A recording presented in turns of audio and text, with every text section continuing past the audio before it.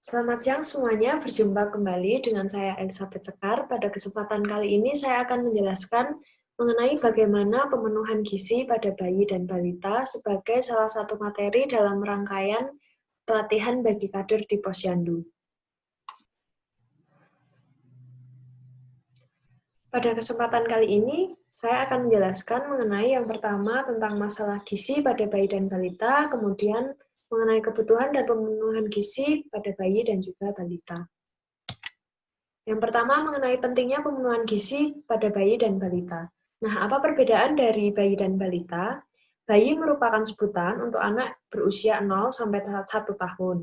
Sedangkan balita merupakan sebutan untuk anak berusia 1 tahun sampai 5 tahun atau dapat dikatakan juga balita merupakan sebutan untuk anak yang berusia kurang dari 5 tahun. Nah, pada masa bayi ini terjadi pertumbuhan dan perubahan yang sangat cepat, baik dari fisik maupun psikologis, dan juga dari segi penampilan dan kemampuan. Efeknya dapat dilihat dari perubahan yang memungkinkan bayi untuk duduk, berdiri, berjalan, menggerakkan benda-benda, dan lain-lain. Sedangkan balita ini dikelompokkan menjadi batita atau bayi di bawah 3 tahun, dan anak prasekolah dari umur 3 sampai 5 tahun. Perkembangan pada masa balita juga terbilang cepat, walaupun tidak secepat ketika bayi. Nah, walaupun demikian, pemenuhan gizi pada masa balita juga harus diperhatikan. Masa sejak anak dalam kandungan hingga anak berusia 2 tahun disebut sebagai periode emas, atau dapat disebut juga sebagai 1000 HPK atau 1000 hari pertama kehidupan. Dalam periode ini terjadi pertumbuhan otak yang sangat pesat yang mendukung seluruh proses pertumbuhan anak dengan sempurna.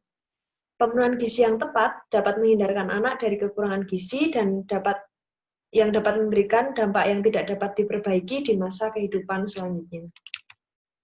Nah, dampaknya apa dari kurangnya pemenuhan gizi pada bayi dan balita? Yang pertama, pertumbuhan otak terhambat, anak menjadi tidak cerdas. Yang kedua, pertumbuhan jasmani dan perkembangan kemampuan anak terhambat, anak menjadi lebih pendek, kemudian anak menjadi lemah dan mudah sakit, dan yang keempat, anak sulit mengikuti pelajaran saat bersekolah nantinya. Nah, kemudian yang kedua adalah mengenai masalah gizi pada bayi dan balita. Yang pertama yaitu diare. Diare sendiri merupakan peningkatan keenceran dan jumlah tinja, serta peningkatan frekuensi buang air besar atau BAB yang biasanya terjadi minimal 3 kali dalam sehari atau 24 jam. Diare ini dikelompokkan menjadi dua, yaitu diare akut dan diare kronis. Perbedaannya, diare akut berlangsung kurang dari 2 minggu, biasanya karena infeksi bakteri, parasit, keracunan makanan, dan pengobatan, sedangkan diare kronis berlangsung lebih dari 2 minggu sampai 4 minggu. Penyebabnya adalah penyakit, obat-obatan, dan juga kelainan genetik. Nah, bagaimanakah tanda anak yang mengalami diare? Yang pertama, frekuensi BAB lebih dari 3 kali dalam 24 jam, mengalami dehidrasi atau kekurangan cairan, yang ketiga perutnya kembung, yang keempat ada darah dalam tinja. Kemudian efek yang ditimbulkan dari diare adalah demam, sakit perut, muntah, dehidrasi, atau kekurangan cairan. Kekurangan cairan karena diare ini dapat memunculkan gejala haus, berat badannya turun, lemah, denyut nadinya cepat, dan juga urin yang berkurang. Kemudian diare yang lebih parah dapat menyebabkan fungsi ginjal terganggu sampai dengan kematian. Nah, diare ini dapat ditangani, penanganannya yaitu yang pertama dengan rehidrasi atau penggantian cairan menggunakan cairan elektrolit atau oralit sesuai dengan dosis umur. Kemudian yang kedua, meneruskan pemberian makanan dan pemberian ASI. Yang ketiga, memberi suplemen zinc selama 10 hari berturut-turut sesuai dengan dosis umur. Yang keempat, membawa bayi ke petugas kesehatan terdekat apabila diare berlanjut. Kemudian, masalah yang kedua yaitu gizi lebih atau obesitas. Bayi dan balita dapat dikatakan bergizi lebih atau overweight, kelebihan berat badan, apabila berat badan menurut panjang badannya atau tinggi badan untuk balita berada pada median plus 2, lebih dari 2. Lebih dari 2 di sini untuk laki-laki, yang perempuan di sini lebih dari 2. Sedangkan dapat dikatakan obesitas apabila lebih dari plus 3. lebih dari +3 di sini atau di sini. Nah, anak yang mengalami obesitas ini akan mengalami resiko lebih besar untuk mengalami obesitas pada masa pubertas atau dewasanya. Selain itu dapat menyebabkan gangguan tidur, diabetes, dan juga penyakit kardiovaskular. Apa penyebab obesitas? Di antaranya ada gaya hidup dan pola makan yang tidak baik, kemudian meniru gaya hidup orang tua, atau genetik atau keturunan. Pada ibu yang memiliki IMT tinggi sebelum hamil, IMT atau indeks massa tubuh yang perhitungannya dengan membagi berat badan dibagi dengan tinggi badan kuadrat, kemudian berkurangnya durasi menyusui dan memberikan MPASI terlalu awal, memiliki hubungan yang positif dengan kenaikan berat badan pada bayi yang dilahirkan. Nah, bagaimana untuk mencegah obesitas pada anak dan juga balita? Yang pertama, meneruskan pemberian ASI eksklusif selama mungkin. Jadi hanya memberikan ASI saja sampai dengan umur 6 bulan. Kemudian mengenalkan dan memberi MPASI mulai bayi berusia 6 bulan. Yang ketiga, mengurangi kebiasaan menyuapi sambil bermain atau menonton televisi. Yang keempat, mengajarkan anak untuk belajar membedakan antara lapar di mulut saja atau sebenarnya anak hanya ingin makan dengan lapar di perut.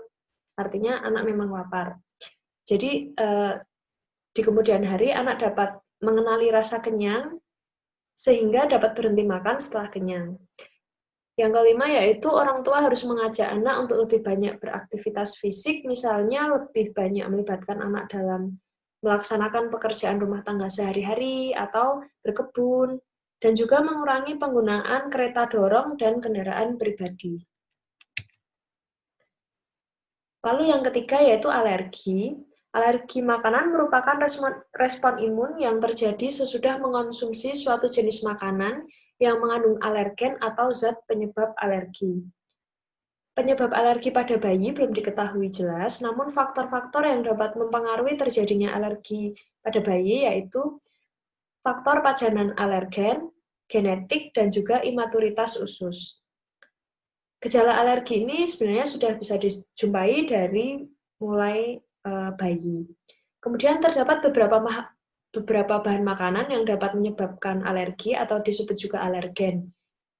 Contohnya kacang-kacangan, mentega, telur, susu sapi, dan seafood atau makanan laut. Nah, apabila keluarga memiliki indikasi alergi karena bahan makanan tertentu, sebaiknya bahan-bahan makanan tersebut ditunda dulu untuk tidak diberikan pada bayi. Misalnya untuk produk susu dapat ditunda sampai bayi berusia 1 tahun, telur sampai 2 tahun, kemudian ikan atau kacang-kacangan sampai 3 tahun. Kemudian yang keempat yaitu karies gigi.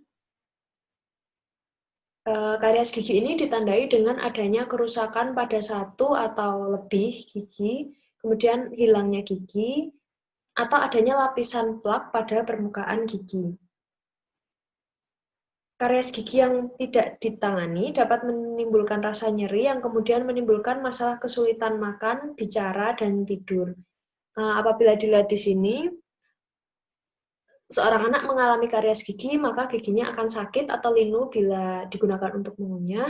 Kemudian anak akan mengalami kesulitan makan dan akan berefek pada kebiasaan anak yang sering mengemut makanan, kemudian nafasnya bau, dan juga anak sering menangis. Nah, dampak jangka panjangnya, anak dapat mengalami kekurangan gizi dan anemia defisiensi besi. Sebenarnya gigi sulung yang sehat itu penting untuk perkembangan kemampuan bicara, mengunyah makanan, dan berperan sebagai pencegah kerusakan gigi permanen. Selain itu, apabila gigi sulung ini dijaga keindahannya, kebersihannya, maka dapat mendorong perkembangan kepribadian seperti meningkatkan kepercayaan diri yang dapat mempengaruhi kualitas hidup anak di masa depan. Yang selanjutnya yaitu GAGI atau gangguan akibat kekurangan yodium. GAGI merupakan masalah gizi yang dapat ditimbulkan karena tubuh kekurangan yodium secara terus-menerus dalam waktu yang cukup lama. Kekurangan yodium ini dapat disebabkan karena kurangnya asupan makanan yang mengandung yodium, tingginya konsumsi makanan goitrogenik atau makanan yang dapat menghambat penyerapan yodium, kemudian air minumnya kotor, dan genetik. Di sini ada contoh makanan yang mengandung tinggi yodium. Di bagian plus ini di sebelah kiri yaitu ikan laut, udang, kerang, rumput laut, garam beriodium, dan juga daging sapi. Kemudian yang sebelah kanan, yang tanda minus, itu adalah contoh makanan goitrogenik yang dapat menghambat absorpsi atau penyerapan dari yodium. Contohnya singkong, maizena, buncis, selada air, brokoli, dan juga kecipir. Nah, apa efeknya apabila anak mengalami GAGI ini? Maka efeknya adalah anak akan mengalami rendahnya tingkat intelijensia dan proses tumbuh kembang anak akan terhambat. Anak dapat mengalami gondok, kerdil, atau kretin. Kretin adalah keadaan anak yang memiliki kelainan-kelainan seperti gangguan mental, cacat fisik seperti pendengarannya terganggu, tuli, bisu tuli, kemudian pertumbuhan badannya terganggu, badannya lemah, memiliki gangguan neuromotor, mata juling, dan sebagainya. Kekurangan yodium pada waktu yang lama pada bayi akan mengganggu perkembangan otak secara dini. Bayi yang terlahir dari ibu yang mengalami defisiensi yodium, dalam kemudian hari akan terjadi penurunan kognitif dan kerja motorik pada anak ketika anak berusia 10-12 tahun. Nah, bagaimana cara pencegahannya? GAGI ini dapat dicegah dengan mengonsumsi makanan kaya akan yodium sesuai dengan kebutuhannya tentunya, sedangkan untuk penanganannya yaitu dengan memberikan kapsul minyak beriodium. Masalah yang selanjutnya yaitu kurang energi protein atau dapat disebut KEP. KEP adalah keadaan di mana rendahnya konsumsi energi dan protein dalam makanan sehari-hari sehingga tidak memenuhi kebutuhan tubuh. Nah, anak ini disebut KEP apabila berat badannya kurang dari 80% indeks berat badan menurut usia atau disebut juga BB/U dengan baku WHO NCHS. Apa penyebab dari KEP? Yang pertama yaitu ketidaktahuan dan kurang pahamnya mengenai cara merawat balita, kurang kesadaran akan kebersihan, baik kebersihan pribadi maupun kebersihan lingkungan, dan juga kurang mengetahui mengenai penggunaan dan pengolahan bahan makanan tertentu. Kemudian, apa akibat bila anak mengalami KEP, yaitu adanya sindrom kwashiorkor, marasmus, atau kombinasinya marasmik-kwashiorkor. Perbedaannya apa? Kwashiorkor ditandai dengan adanya edema. Ini gambarnya yang sebelah kiri. Edema pada bagian kaki yang bila ditekan tidak akan kembali lagi. Dan juga edema di bagian perut atau disebut dengan asites. Lalu ada rambut kering dan rapuh, tidak mengkilap dan mudah dicabut. Kemudian wajahnya pucat, apatis, dan juga cengeng atau sering menangis.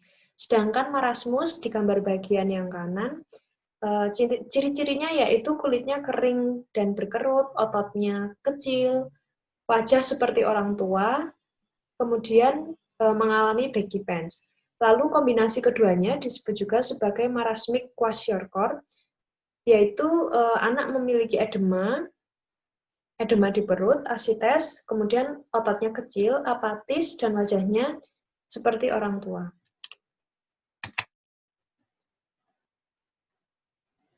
Nah, lalu masuk ke bagian yang kedua, yaitu mengenai kebutuhan dan pemenuhan gizi pada bayi. Yang pertama, kebutuhan gizi bayi. Menurut AKG 2019, kebutuhan bayi pada usia 0-5 bulan, 550 kilokalori energi, 9 gram protein, 31 lemak, dan 59 karbohidrat. Sedangkan untuk anak usia 6-11 bulan, kebutuhan energinya yaitu 800 kilokalori, 15 gram protein, 35 gram lemak, dan 105 gram karbohidrat. Nah, kebutuhan gizi bayi ini baik mikronutrien maupun makronutrien per kilogram berat badannya lebih besar dibandingkan dengan usia lain karena pada saat ini sudah dibahas di bagian awal tadi, bayi mengalami pertumbuhan dan perkembangan yang sangat cepat ya, sehingga memerlukan energi yang lebih banyak. Kebutuhan menggambarkan besaran jumlah jumlah baik energi, protein, lemak, dan karbohidrat, dan juga zat gizi lainnya yang dibutuhkan untuk tumbuh kembang bayi. Yang pertama, energi. Kebutuhan pada tahun pertamanya adalah 105-120 kilokalori per kilogram berat badan per hari. Kebutuhan energi pada bayi tergantung pada beberapa faktor, yaitu ukuran dan komposisi tubuh, jenis kelamin, tingkat metabolisme, kondisi medis atau contohnya suhu tubuh, aktivitas fisik, dan lain-lain. Kemudian protein. Protein ini fungsinya sebagai zat pengatur, pembangun, atau untuk memperbaiki jaringan yang rusak. Kemudian untuk membentuk enzim, hormon, antibodi, serta membantu proses regulasi tubuh. Kemudian lemak berfungsi sebagai penjaga suhu dan organ-organ penting lainnya, lalu membantu penyerapan vitamin larut lemak, kemudian menyediakan asam lemak esensial untuk pengembangan otak, kesehatan kulit, rambut, mata, dan juga sebagai cadangan energi apabila karbohidratnya kurang. Lalu yang keempat, karbohidrat. Karbohidrat ini berfungsi sebagai penyedia energi utama untuk metabolisme tubuh, pertumbuhan, aktivitas dalam kehidupan, dan juga lain-lain. Kebutuhan karbohidrat ini sangat bergantung pada besarnya kebutuhan energi. Dianjurkan karbohidrat adalah sebanyak 40-60% dari total energi. Lalu masuk pada bagian pemenuhan gizi bayi. Gizi bayi pada usia 1 tahun dapat dipenuhi menggunakan ASI eksklusif dan MPASI atau makanan pendamping ASI. Apabila dibagi, untuk usia 0-6 bulan adalah dari ASI eksklusif atau hanya ASI saja, kemudian dari usia 6 bulan sampai dengan usia 24 bulan diberikan ASI dan juga makanan pendamping ASI atau MPASI. Nah, ASI ini merupakan makanan yang utama dan pertama bagi bayi dan merupakan makanan yang paling tepat untuk memenuhi kebutuhan bayi sampai dengan usia 6 bulan karena bayi pada usia tersebut memiliki lambung yang sangat kecil sehingga ASI saja sudah cukup untuk memenuhi kebutuhannya. Nah, di dalam ASI ini terdapat kolostrum. Kolostrum adalah ASI yang keluar pertama kali berwarna jernih kekuningan dan sangat kaya akan zat antibodi. Kolostrum diberikan dalam waktu 30 menit sampai 1 jam setelah bayi dilahirkan. Nah, kemudian beberapa penelitian juga menunjukkan bahwa kolostrum ini memiliki zat antibodi yang sangat banyak sehingga dapat melindungi bayi dari penyakit atau infeksi di kemudian hari. Kemudian bayi yang diberikan ASI eksklusif jarang mengalami alergi juga karena zat antibodi dan juga zat gizi lainnya yang sangat tepat bagi bayi. Berbeda dengan bayi yang sudah dikenalkan dengan susu formula secara dini atau sebelum waktunya, karena dengan memberi susu formula berarti sama dengan memberikan pajanan alergen atau zat yang membuat alergi pada bayi dalam jumlah yang besar. Nah, apa manfaat ASI bagi bayi dan juga bagi ibu bayi? Bagi bayi yaitu pertama dapat membuat kenaikan berat badan bayi ini sesuai dengan waktunya. Kemudian yang kedua mengurangi resiko obesitas di kemudian hari. Yang ketiga anak jarang mengalami karies gigi. Yang keempat mengurangi kejadian kelainan rahang. Yang kelima, mendapat efek psikologis dari ibu karena bayi menjadi dekat dan juga berinteraksi secara langsung dengan ibu melalui kontak kulit ibu. Lalu manfaat bagi ibu adalah mencegah terjadinya perdarahan, mengurangi kejadian anemia dan kanker payudara, dan juga sebagai KB alami sehingga dapat menjaga jarak antar kelahiran. Kemudian manfaat yang lain yaitu yang pertama manfaat ekonomis karena orang tua tidak perlu lagi membeli makanan atau minuman lain karena ASI saja sudah cukup untuk memenuhi kebutuhan bayi dan juga mudah diberikan bagi bayi pada waktu kapanpun saat bayi membutuhkan. Nah, ini ada beberapa tips untuk memberikan ASI.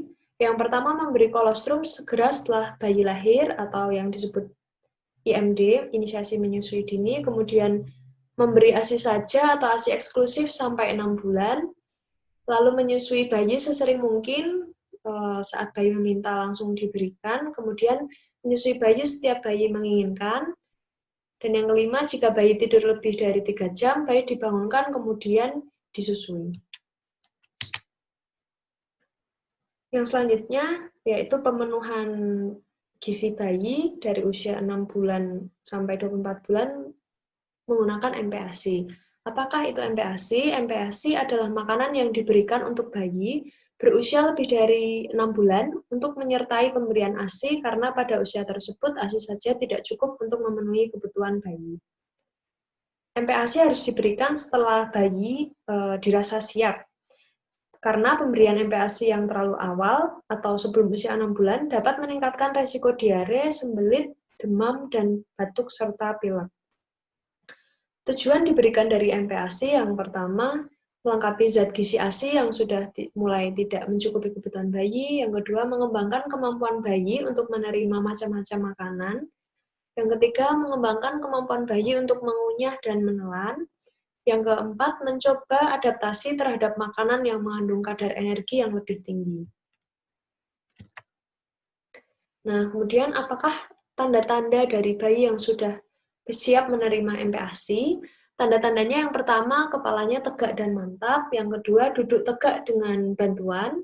Yang ketiga, berhenti menggunakan lidah untuk mendorong makanan dalam mulut. Yang keempat, mampu menggerakkan makanan dan kemudian menelan makanan. Yang kelima, tumbuhnya nafsu makan. Yang keempat, tangannya aktif untuk meraih makanan yang ibu bayi makan. Nah, ini ada rekomendasi dari Kementerian Kesehatan Republik Indonesia bagaimana pemenuhan kebutuhan bayi dari usia 6-12 bulan, rekomendasi dalam memberikan MPASI. Yang pertama, ketika bayi usia 6-9 bulan, bentuk makanan yang diberikan ASI dan juga makanan lumat. Kemudian frekuensinya untuk makanan utamanya 2-3 kali sehari, selingan 1-2 kali sehari, dapat berupa buah dan biskuit yang dihaluskan, dan pemberian ASI-nya tetap diteruskan sesering mungkin.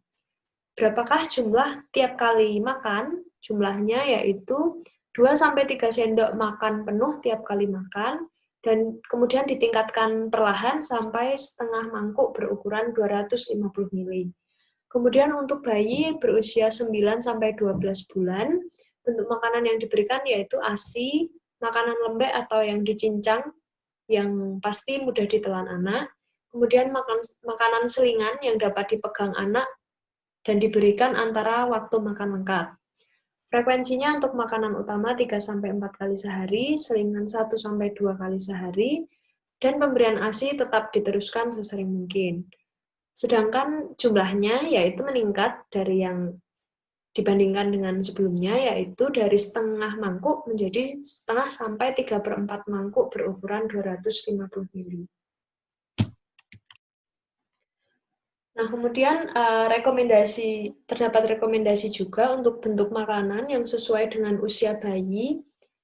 Untuk usia 6 bulan, bayi diberi makanan bertekstur cair dan dalam porsi kecil. 7-8 bulan diberi makanan saring dengan porsi kecil, dengan tekstur yang lebih kasar namun masih dapat diterima.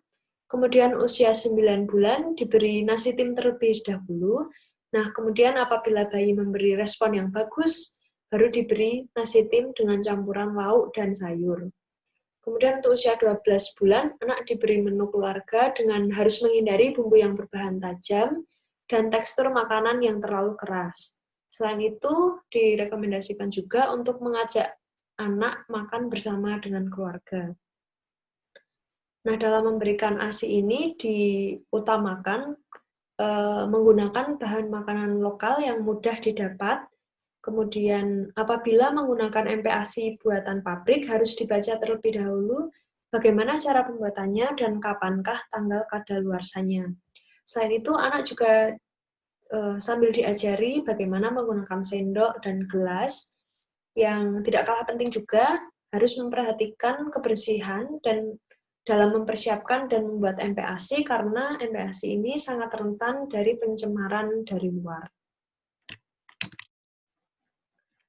Nah, di sini ada tips untuk bagaimana mengolah ASI supaya terhindar dari pencemaran luar. Yang pertama, sebelum mengolah ASI, biasakan untuk mencuci tangan dengan sabun dan air hingga bersih.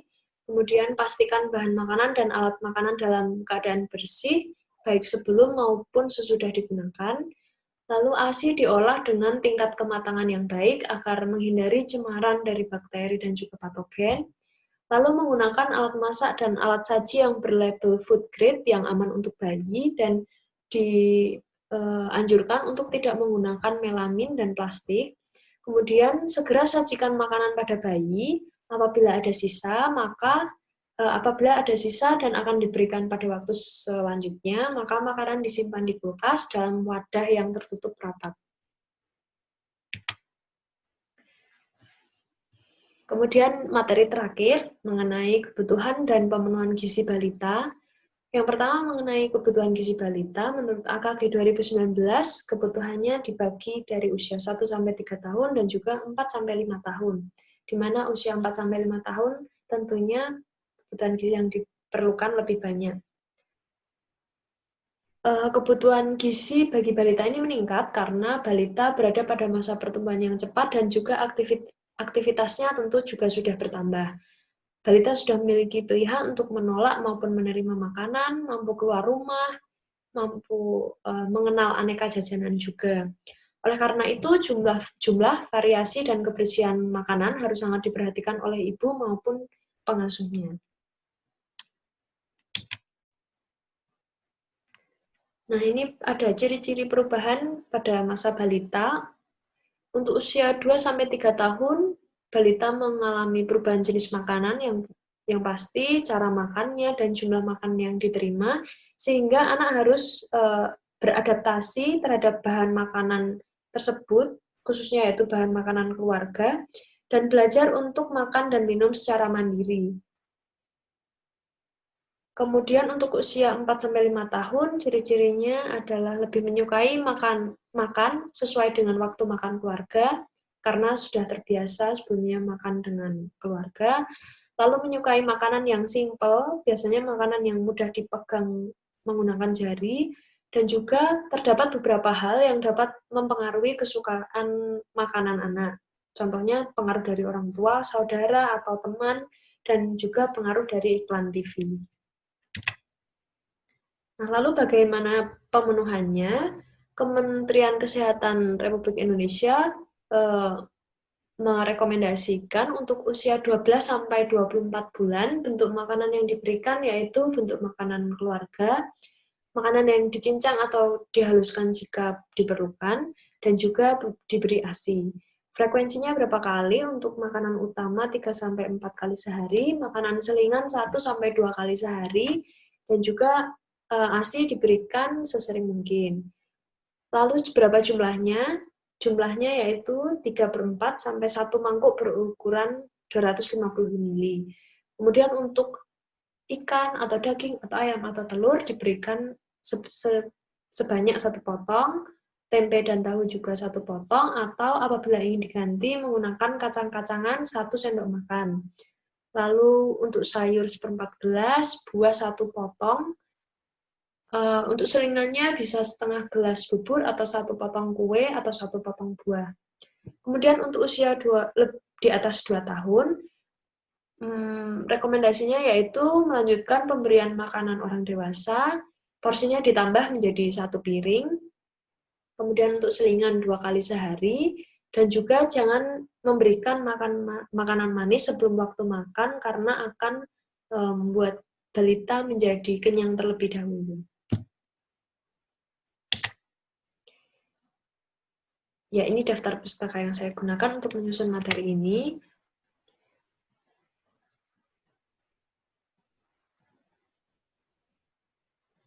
Ya, akhirnya selesai juga materi mengenai pemenuhan gizi untuk bayi dan balita.